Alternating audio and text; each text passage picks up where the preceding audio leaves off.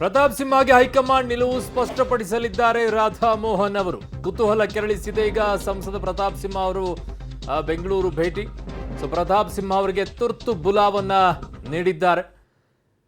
ಈಗ ಮಧ್ಯಾಹ್ನ ಬೆಂಗಳೂರಿಗೆ ಪ್ರತಾಪ್ ಸಿಂಹ ಅವರು ಆಗಮಿಸ್ತಾರೆ. ಅವ್ರನ್ನ ಇಮ್ಮಿಡಿಯೇಟ್ ಆಗಿ ಬರಕ್ಕೆ ಹೇಳಿದ್ದಾರೆ. ಹೈಕಮಾಂಡ್ ನಿಲುವು ಸ್ಪಷ್ಟಪಡಿಸಲಿದ್ದಾರೆ ರಾಧಾ ಮೋಹನ್ ಅವರು.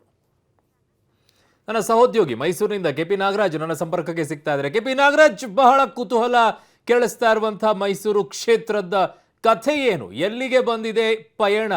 ಬಹುತೇಕ ಬಿಜೆಪಿಯ ಟಿಕೆಟ್ ವಿಚಾರದಲ್ಲಿ ಕ್ಲೈಮ್ಯಾಕ್ಸ್ ಹಂತವನ್ನು ತಲುಪಿದೆ ಅಂತಲೇ ಹೇಳ್ಬೋದು, ಅಥವಾ ಒಂದು ರೀತಿಯಾಗಿ ಎಲ್ಲವೂ ಕೂಡ ಮುಗಿದಿದೆ ಅನ್ನುವಂಥ ರೀತಿಯಲ್ಲೂ ಕೂಡ ಹೇಳ್ಬೋದು ಅರುಣ್. ಯಾಕಂದರೆ ಪ್ರತಾಪ್ ಸಿಂಹ ಅವರ ಮಾತನ್ನು ಗಮನಿಸ್ತಾ ಇದ್ದಾರೆ ಮತ್ತು ಪ್ರತಾಪ್ ಸಿಂಹ ಅವರು ಈಗ ಪಕ್ಷವನ್ನು ಉದ್ದೇಶಿಸಿ ಮಾತನಾಡ್ತಾ ಇರುವಂಥದ್ದನ್ನು ಗಮನಿಸ್ತಾ ಇದ್ದರೆ ಎಲ್ಲೋ ಒಂದು ಕಡೆಯಲ್ಲಿ ಒಂದು ರೀತಿಯಂಥ ವಿದಾಯದ ಭಾಷಣವನ್ನು ಕೂಡ ಅವರು ಮಾಡ್ತಾ ಇದ್ದಾರೆ ಅಂತ ಅನ್ನಿಸ್ತಾ ಇದೆ.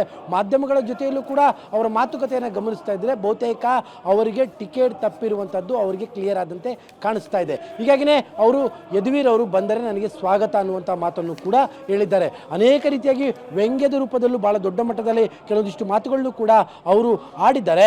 ಆದರೆ ಒಂದಂತೂ ಕ್ಲಿಯರ್ ಆಗಿದೆ, ಬಹುತೇಕ ನಿನ್ನೆ ನಡೆದಂತಹ ಮೀಟಿಂಗ್ನ ಸವಿಸ್ತಾರವಾದಂಥ ಮಾಹಿತಿಗಳು ಅವರಿಗೆ ಸಿಕ್ಕಂತೆ ಕಾಣ್ತಾ ಇದೆ.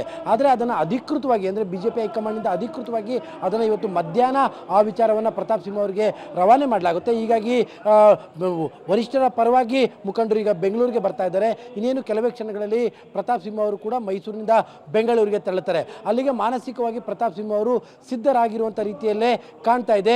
ಮೈಸೂರಿನ ಬಿಜೆಪಿಯ ಟಿಕೆಟ್ ವಿಚಾರ ಅದು ಈಗಾಗಲೇ ಸಂಪೂರ್ಣವಾಗಿ ಮುಗಿದಿದೆ. ಆದರೆ ಅಧಿಕೃತವಾದಂತಹ ಹೇಳಿಕೆಗಳು ಮಾತ್ರ ಬಾಕಿಯಾಗಿ ಉಳಿದಿದೆ ಅರುಣ್. ಓಕೆ ಕೆಪಿ ನಾಗರಾಜ್, ನಿಮ್ಮೆಲ್ಲ ಮಾಹಿತಿಗೆ ಧನ್ಯವಾದಗಳು.